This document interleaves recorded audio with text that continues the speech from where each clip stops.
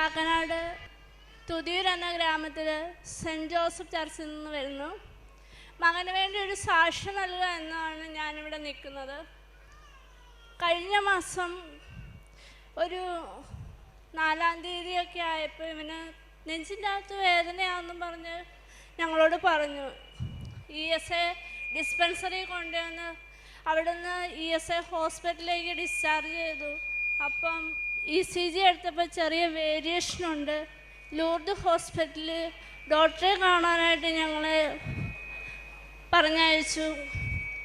അവിടെ വന്ന് ഡോക്ടറെ കണ്ട് എക്കോ ടെസ്റ്റ് നടത്തിയപ്പം ചെറിയ വേരിയേഷനുണ്ട്, ഒന്നും കൂടെ എക്കോ ചെയ്യണം എന്ന് പറഞ്ഞു.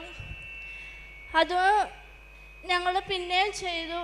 രാവിലെ പോയിട്ട് 8 മണിയായപ്പം രണ്ടാമത്തെ റിസൾട്ട് വന്നപ്പം മോൻ്റെ ഹാർട്ടിൻ്റെ വാൽവ് അടഞ്ഞിട്ടില്ല, ജന്മന ഉള്ളതാണ്, എത്രയും വേഗം ഒരു ഓപ്പറേഷന് റെഡി ആവാനും ഡോക്ടർ പറഞ്ഞു. അതുപ്രകാരം ഞങ്ങൾ വീട്ടിൽ ഒത്തിരി വേദനയോടെ വന്നു.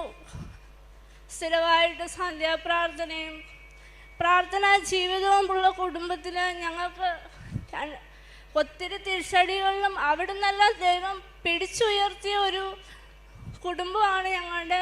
ഒത്തിരി വിശ്വാസമുണ്ട്. പരിശുദ്ധ അമ്മ വഴിയും തിരുക്കുമാരൻ വഴിയും ഞങ്ങൾ അനുഭവിച്ച ഓരോരോ വഴികൾ. അടുത്തുള്ള വീട്ടിലെ ചേച്ചി, മേഴ്ചേച്ചി ഞങ്ങളുടെ ആത്മസുഹൃത്താണ്. ഞങ്ങളുടെ സങ്കടം കണ്ടിട്ട് ചേച്ചി പറഞ്ഞു, ചേച്ചി കൃപാസനത്തിൽ വന്ന് ഉടമ്പടിയൊക്കെ എടുത്ത് പ്രാർത്ഥിക്കുന്നതാണ്. എനിക്ക് കൃപാസനമായിട്ട് യാതൊരുവിധ പരിചയവും ഉണ്ടായിരുന്നില്ല. പലരും എന്നോട് പറഞ്ഞിട്ടുണ്ടെങ്കിലും ഞാനതൊന്നും ഗവനിച്ചിരുന്നില്ല. പിന്നെ മമ്മിയുടെ അടുത്ത് കൃപാസനത്തിൻ്റെ മാസിക കൊടുത്തു വിടുകയും മോനെ ഹൃദയത്തിനടുത്ത് വെച്ച് പ്രാർത്ഥിക്കാനായിട്ട് പറയുകയും ഞങ്ങൾ അന്നത് പ്രാർത്ഥിക്കുകയും വീട്ടിൽ ചേട്ടായിനോടും മോനോടും എല്ലാം മമ്മി പറയുകയുണ്ടായി. ഞങ്ങളത് നിമിത്തം പ്രാർത്ഥിച്ചു. ഡോക്ടറുടെ സർട്ടിഫിക്കറ്റും ഞങ്ങളുടെ കയ്യിലുണ്ട്. അത് വെച്ച് ഞങ്ങളോടൊരു കൂട്ടുകാരൻ ലൂർദിലുള്ള സ്റ്റാഫ് പറഞ്ഞു, ഒന്ന് ആസ്റ്റർ മെഡിസിറ്റിയിലെ ഡോക്ടർ അനിലിനെ പോയി ഒന്ന് കാണണം നിങ്ങൾ, എന്നിട്ട് നവംബർ 1-ാം തീയതിക്കുള്ള ഓപ്പറേഷൻ ഫിക്സ് ചെയ്യാമെന്ന്. അങ്ങനെ ഞങ്ങൾ കഴിഞ്ഞ മാസം 20-ാം തീയതി ആസ്റ്ററിൽ ചെന്നു. അവിടെ ചെന്ന് റിപ്പോർട്ടെല്ലാം കണ്ടു കഴിഞ്ഞപ്പോൾ ഡോക്ടർ പറഞ്ഞു 24-ാം തീയതി രാവിലെ തന്നെ ഓപ്പറേഷൻ റെഡി ആയിക്കൊള്ളണം. 9.5 വലിപ്പത്തിലാണ് ഹോളുള്ളത്. ഒരു കാരണവശാലും ഈ 9 വയസ്സായ കുട്ടിക്ക് ഇത് അടയുകയില്ല എന്ന്. അവിടെ നിന്ന് കണ്ണീരോടെ പ്രാർത്ഥിച്ചു.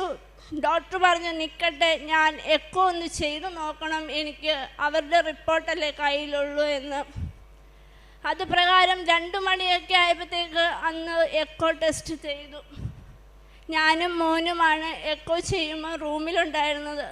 ചേട്ടാ എന്നോട് പറഞ്ഞിരുന്നു, ഒരു ബ്ലഡ് ഇങ്ങനെ തുള്ളിച്ചാടുന്നത് പോലെ ഒരു ഫീലിംഗ് ആണ് സ്ക്രീനിൽ നമ്മൾ കാണുക എന്ന്. ഞാനത് നോക്കിയിരുന്നു, പക്ഷെ ഒരു പൊടി പോലെ കാണുന്നുള്ളൂ. ഞാനോർത്ത് ചേട്ടായി പറഞ്ഞ തെറ്റായിരിക്കും. പിന്നെ പ്രാർത്ഥിച്ചു. ഡോക്ടർ എൻ്റെ പുറത്ത് തട്ടിക്കൊണ്ട് പറഞ്ഞു, മോളെ ഒരു കുഴപ്പമില്ല നിൻ്റെ മോക്ക്, മോനെ നീ സങ്കടപ്പെടുകയേ വേണ്ട. പുറത്തിറങ്ങി പൊട്ടിക്കരയാണ് ചെയ്തത്. എന്തു പറയണമെന്നോ ഒന്നും അറിയില്ല. ഞങ്ങളാകെ പ്രാർത്ഥിച്ചതും വിളിച്ചതും ഈ അമ്മേനെ തിരുക്കുമാരനെയും മാത്രം.